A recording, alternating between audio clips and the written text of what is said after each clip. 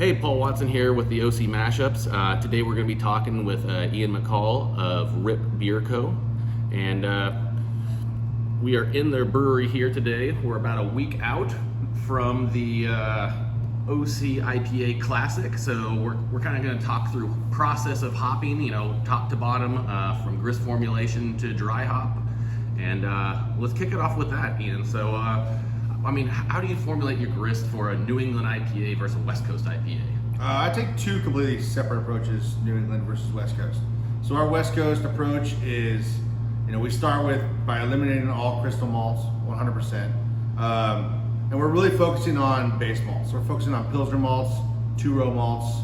I like to add in about 5 to 20% wheat malt. And I do that for body, I do that for head retention. At this point in time, I don't brew with any more dextrin malts, no carafoam, no dextrin malt. I found that over time, that has been a component of hop creep. Those larger chain dextrins tend to get broken down and go through a secondary fermentation, post fermentation, and can contribute to hop creep, you know, latent diacetyl issues. So by avoiding those longer chain dextrins, which added to body in, you know, beers 5-10 years ago, we can avoid most of our diacetyl hop creep issues.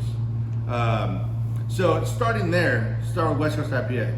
I enjoy playing around with malts, but also blending Pilsner malts and pale malts. So whether it's an American pale malt or a British pale malt, and a German Pilsner malt or an American Pilsner malt, or a whole variety thereof, I like to blend those in somewhere between a 30-70 fashion, or like a 60-40 up to 50-50. And then pair in some white wheat. And then every now and then I like to use adjunct malt. So we use rice here and there. We'll use corn here and there. You know, it really just depends on what we're going for. Okay. And then getting into our, you know, a New England IPA grist, obviously heavy on oats, torrefied wheat, something along those lines. Yeah, so heavier protein malts. Oats work really well. I love oats because there's just so many different things you can do with them. From flaked oats to malted oats to golden naked oats. So golden naked oats is from Simpsons. Crisp has another malted oat or naked oats option now. There's so many different things you can do with and play with. You can play with flaked rye, flaked wheat. Yeah. A lot of the adjunct malts that are the gluten-free, like the buckwheats. Those tend to add a lot of protein as well. Yeah, and I've kind of noticed on the spectrum of hazies, you have a very white pale hazy, and then you got kind of the more orange juice. Do you notice that, you know, rye malt maybe gives you more of that orange juice, or oats kind of give you more color? Yeah. For us here at Riip Beer, I love, and I know this is a West Coast IPA I'm drinking, but like I love this color. Even in my hazy IPAs, I'll use some of the lighter Maris Otter malts because I want our beers to have this super light and bright haze to them, versus something that maybe looks like an Orange Julius, orange juice, kind of dark orangey brown. I don't find that as appetizing, but that's my personal preference. Yeah. I tend to refer to it as like the color of sunshine. I want my hazies to be bright and poppy. Nice, you heard that here, trademarked by Riip Beer Company. So when it comes to hop combinations, obviously, you know, you've got the entire spread that you can add to the boil. Do you add certain ones to the boil and then, you know, maybe, you know, more dank, you know, Simcoe to the boil, and then, you know, what's kind of your approach to balancing out, you know, your boil hops versus your dry hops? It depends on the beer. We take it a bunch of different ways. So yeah, of course, there are certain hops that I love adding post boil, post kettle on the cold side. Strata would be one of those.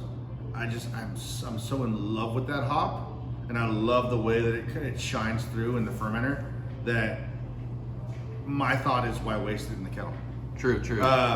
And there are other hops like that as well. I'm not saying that putting it in the kettle is actually a waste. That's just my thoughts. You know, we've been talking a lot with Yakima Chief Hops, and there's a lot of studies now being done on the survivability of different oil compounds, terpenes, ketones, and ethyl, esters, and the survivability of those beyond the kettle. So how many of those products, those hop compounds, are making it into the final product? And so we're starting to really kind of look at our recipes and adjust for those. Interesting. Yeah, which is it's a whole other way of thinking about it, looking at it. So with regard to hop combinations, there are certain combinations that I think they work. They're tried and true. Mosaic Citra is a tried and true hop combination. Simcoe Amarillo, when you've got great Simcoe and great Amarillo, it's a tried and true combination. And there are some combinations that I don't think work, but I don't think they don't work necessarily because they don't work, period. They just haven't worked for us. Oh, okay. You know? The one that comes to mind for me is Strata Citra. I'm not a huge fan of Strata Citra.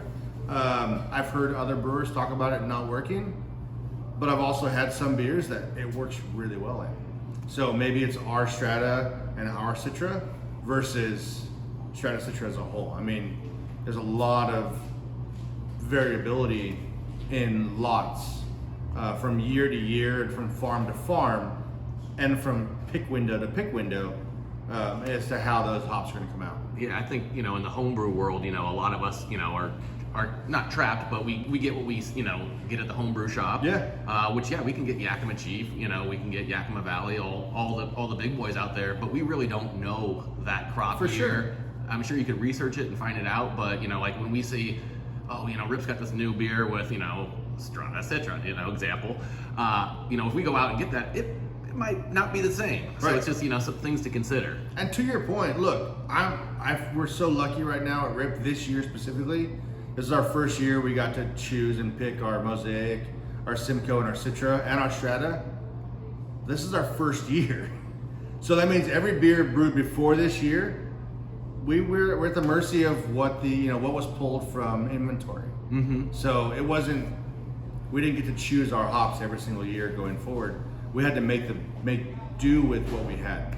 All right, so if you heard it here, go ahead and revisit Riip the entire duration of this year to try the latest and greatest.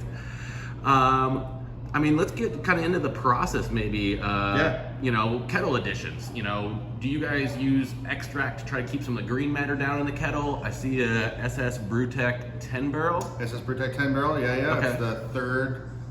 I think it's the third system SS Brewtech built for professional level. Mm-hmm. We've used extract before. We've used it for a few beers here and there. I would love to use more of it. Is it just more of a consistency thing? Yeah, it's more consistency. Okay. We in the years past we've been committed to certain hop products just through our contracts, and so we're working through some more of those. Okay. We're gonna continue to lean more heavily on extracts in the future, specifically for bittering. We have played around with the Incognito flowable hop extract products from Haas, and so we're going to continue playing around with those. We've also played around with the hop extract products coming out of YCH, and kind of seeing how those contribute to hop flavor and aroma as well. Yeah, so for those who don't know, flowable means you guys are able to add them on the cold side? No, these are still on the hot side. Okay. They flow really well. Gotcha. Versus an extract, which they tend to be super sticky, viscous. Mm-hmm. They kind of get on everything. Yeah.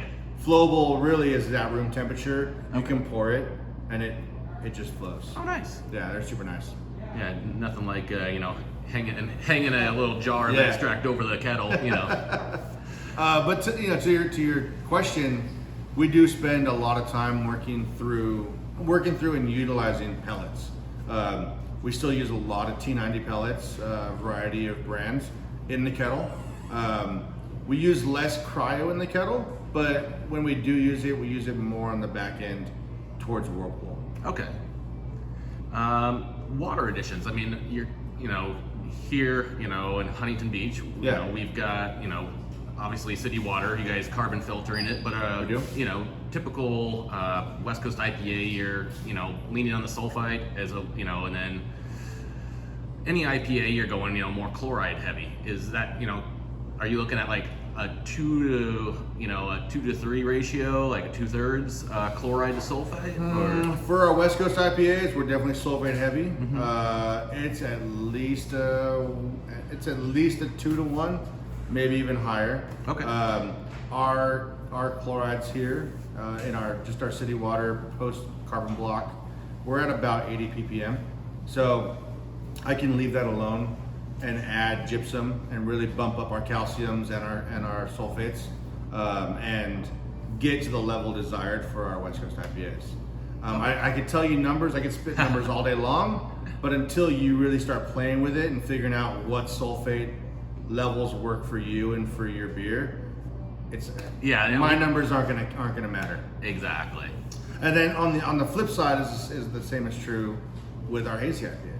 So we'll keep the sulfate levels low on the hazy IPAs and bring up the calcium chlorides and the chloride levels.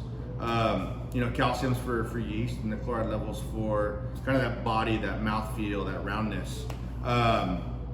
And again, it's something that I think as brewers we get to play with. You know, we spend every day, every week talking about these things over and over and over again and adjusting beer to beer, trying to figure out and trying to hit that peak level that we're looking for. And I mean, it's beer, so.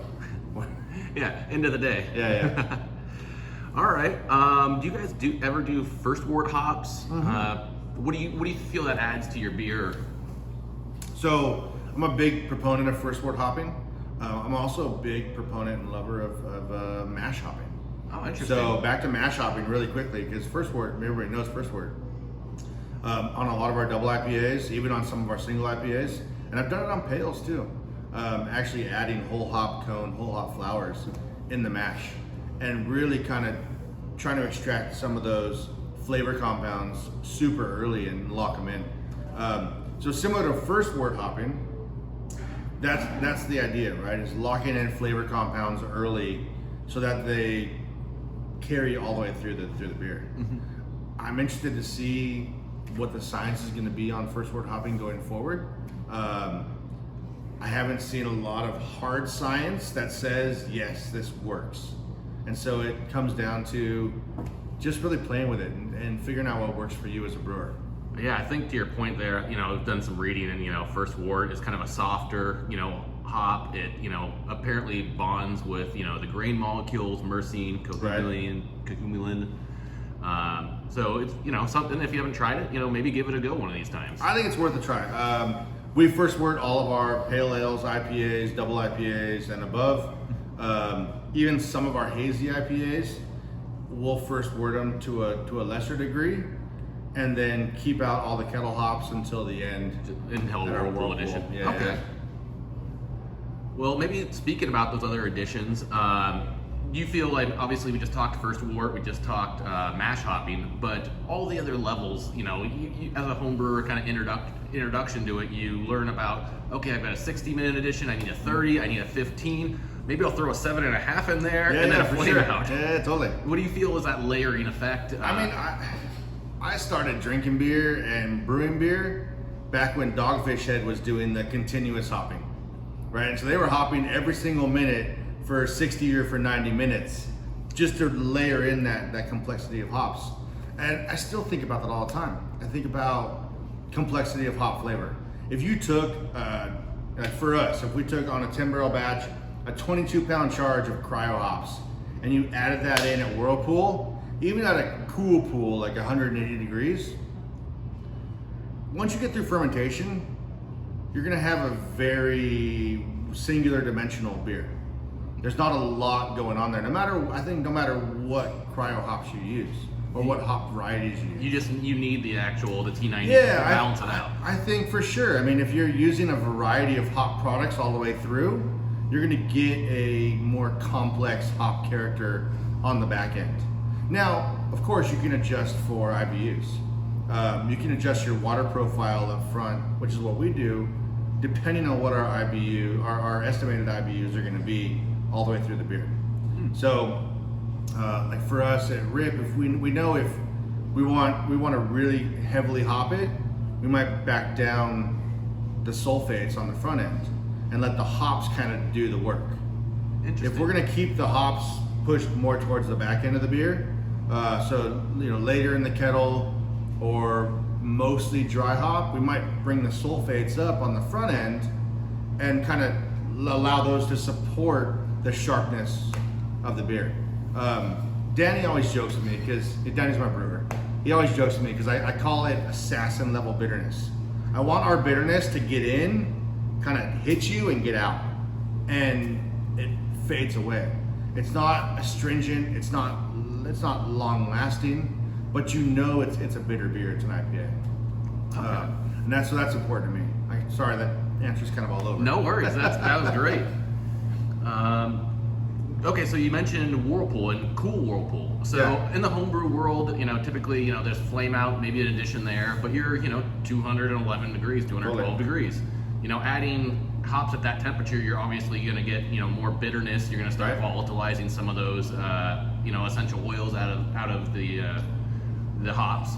But you mentioned a cool Whirlpool. So, in the homebrew world, we can pull down, a small volume of wort to 180 degrees relatively pretty quickly. Quick, yeah, totally. On a system like this, how do you, cool it? So here in our system, we actually recirculate through the heat exchanger, just like we would with a standard Whirlpool, but we bring it back through our heat X and use our city water to cool it down.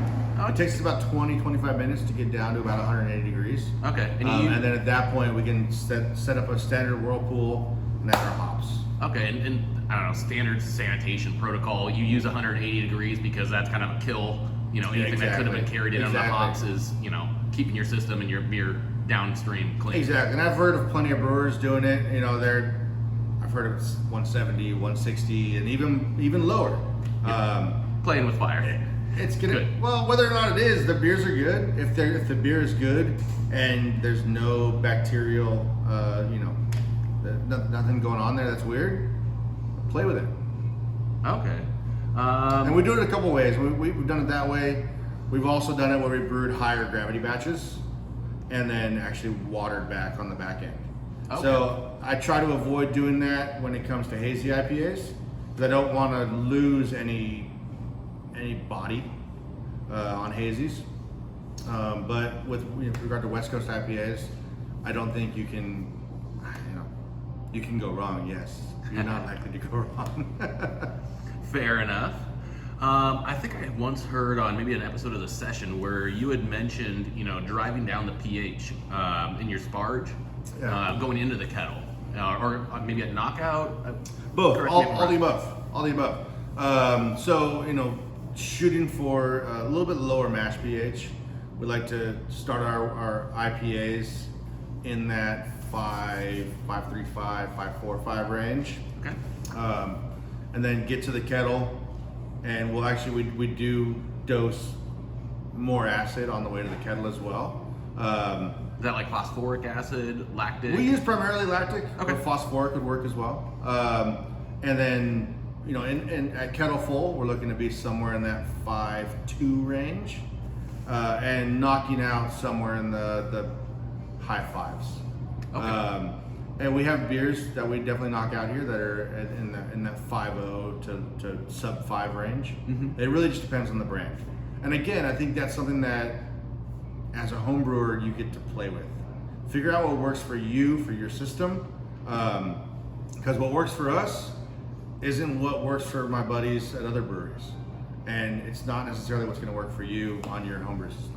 Yeah, and just I guess when starting with a lower pH, your final pH ends up slightly lower as well. Yes. Correct? Yeah, for sure. Yeah, so the trend will be the same throughout fermentation, but rather than finishing at a normal ale of, I don't know, off the top here. Finishing gravity? Yeah, or finishing pH. Knockout pH, finishing pH. Finishing your terminal. 4.6, 4.8. Okay, so if it normally finished at 4.6, you started it a little bit lower, say 5.1, whatever. You may finish at 4.5, 4.4. So something, I mean, on the homebrew scale, we can, make a beer, put a spread, dose a few with lactic acid or something, Totally. kind of get an idea. Hey, could this beer be brighter? Is it feeling a little flabby? For sure. And then adjust it the next brew. I use flabby all the time. We talk about flabby beer always. And so that's why that bitterness is so important to me, and that real sharp hop character is super important to me. I try to avoid flabby beer. All right. So then we got dry hopping. Obviously, timing, typical schedule. There's various types of dry hopping. New England IPAs have active or like a biotrans. Right. What's your guys' kind of approach on that? More and more. We're actually utilizing biotransformation or active fermentation dry hopping, even on our Westcoast IPAs. Oh wow. So we're playing with that. We're playing with dry hopping schedules. We've been running trials of changing our dry hopping temperatures and seeing what really works for us here. And for some hops, it works well. For other varieties, it works less well. So trying to dial in on what's going to work, not only per beer, but per variety.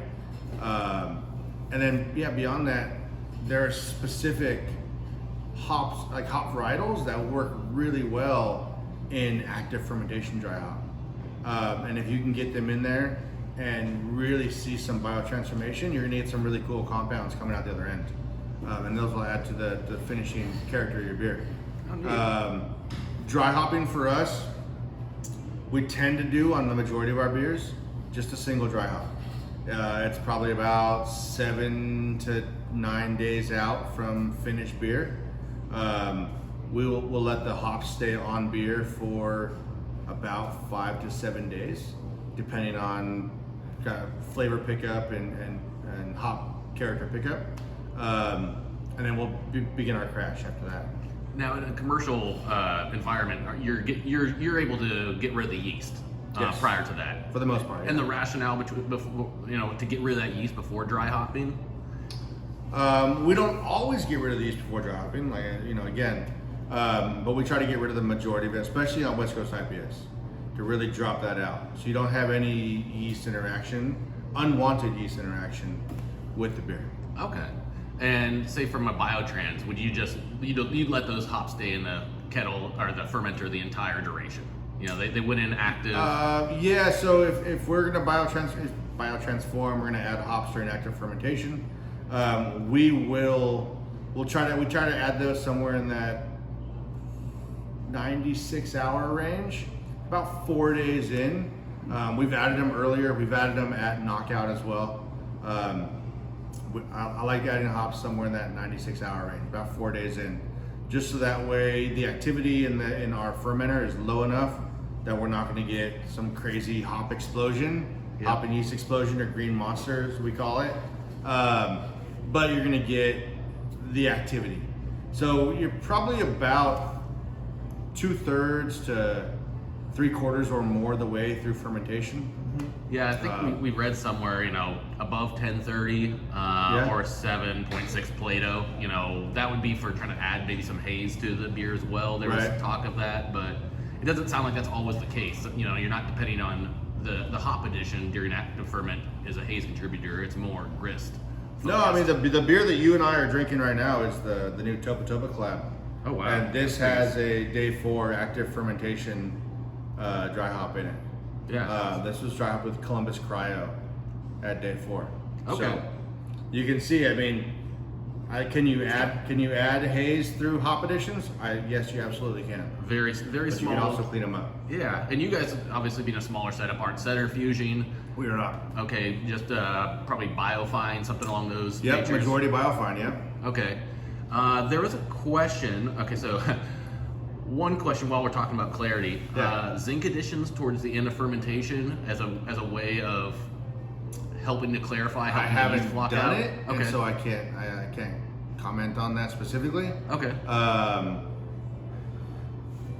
From a yeast health perspective, I can understand why people might, why maybe, but I think zinc's probably going to be more good Just in the the kettle. Yeah. Really, so that it's there as a food product for your yeast. Gotcha. Okay. We had a question. I think this was LA Rocky. what the hell is double dry hop, and why do people do it?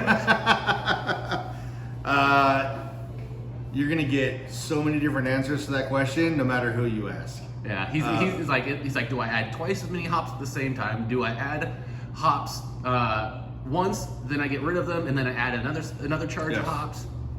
I've heard all of the above. It really depends on you as a brewer.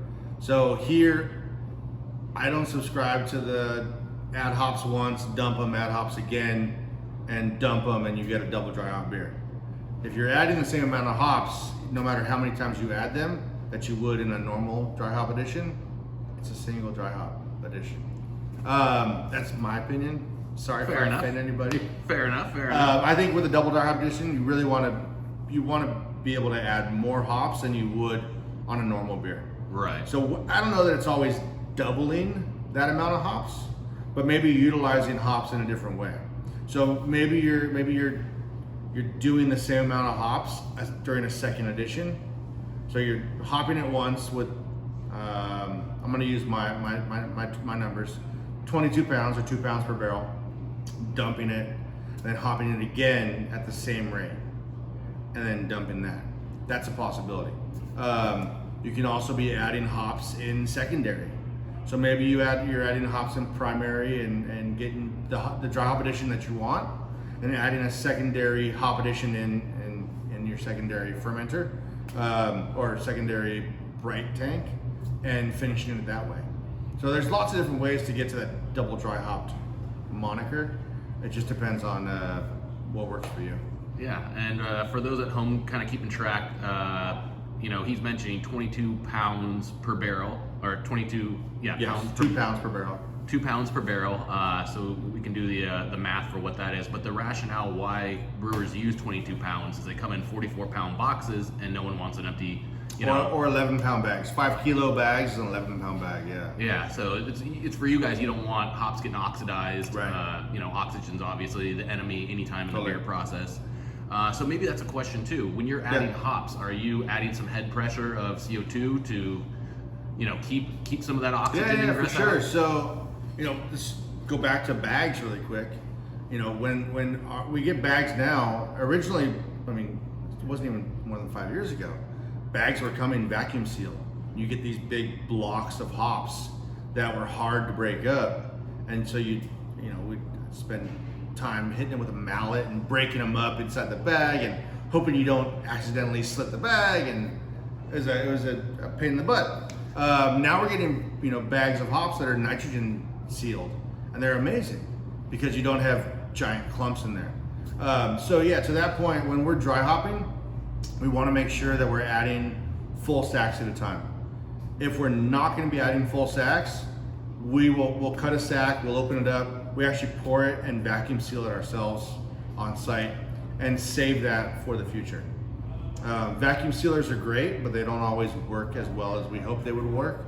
And so if a bag loses its vacuum seal, we'll tend to put that aside for a kettle edition at some point in the future. Okay, just because it might not be as great as aromatics as you might have. And so I think that even on a homebrew level, you can do the same thing. You can buy a vacuum sealer. They're not super expensive. You can get a decent one for $100. You can get vacuum seal bags for relatively cheap, and really keep track of your ingredients from the beginning to the end. And so, above and beyond that, I'm sorry, what was the question? It was about O2 exposure. So O2 exposure, yeah. So you're going to see oxidation of hop compounds if you're leaving them open to the ambient air. Even worse so if you're leaving them open and maybe in a cupboard versus in a fridge or a freezer.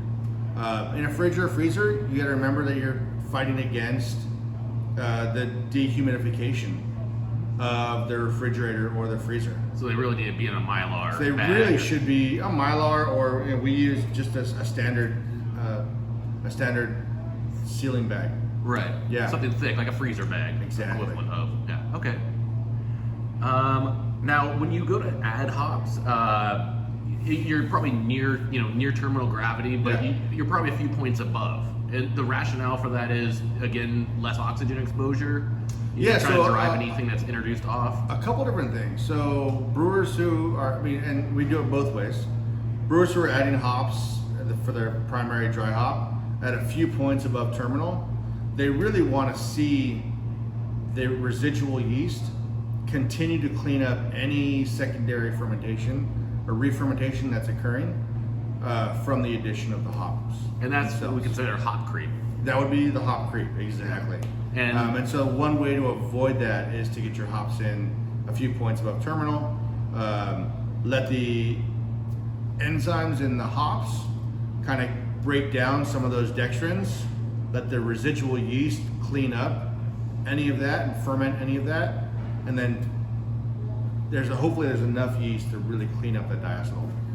Okay, and obviously you've had your dry hops. It's been 5 to 7 days. Yeah. What do you do to test to make sure you didn't create any of that diacetyl?